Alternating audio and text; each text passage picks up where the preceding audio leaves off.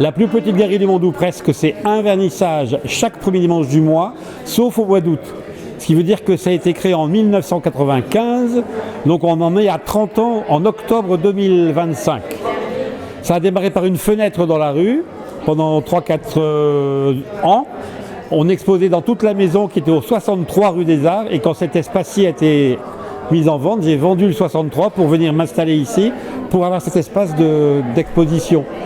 Alors les choix, c'est des peintres, des photographes, des graveurs, des céramistes.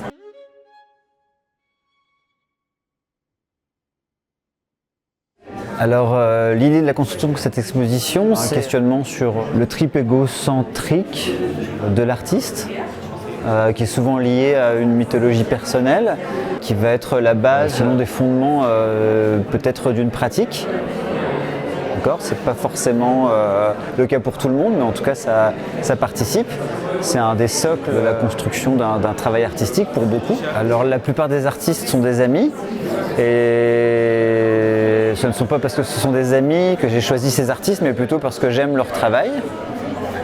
Et je pense qu'il y a quelque chose de très fort qui s'émane des œuvres qu'ils produisent. Et quelque chose qui questionne notre rapport au vivant, notre rapport à l'humanité, notre rapport à la société. Le thème, si vous avez vu, c'est l'Empire du Moi.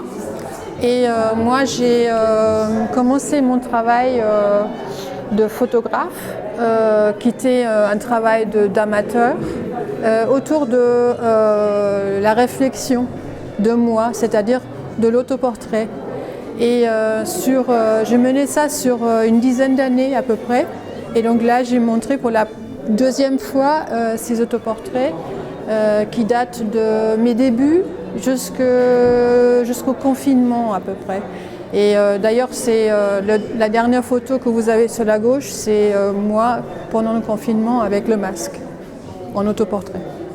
Mais tous les autres, c'est différent parce que ce sont des réflexions, ou alors ce sont des autoportraits parce que je fais des ombres. Donc c'était un travail que je menais toujours, presque quotidiennement.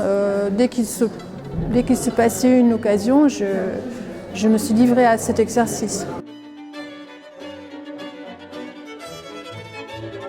Ces œuvres-là, je les ai choisies effectivement en rapport avec la thématique, et donc je m'en suis emparée à ma façon, notamment avec des grandes gravures qui sont des grandes estampes. C'est des dessins gravés au scalpel qui ont ensuite été imprimés.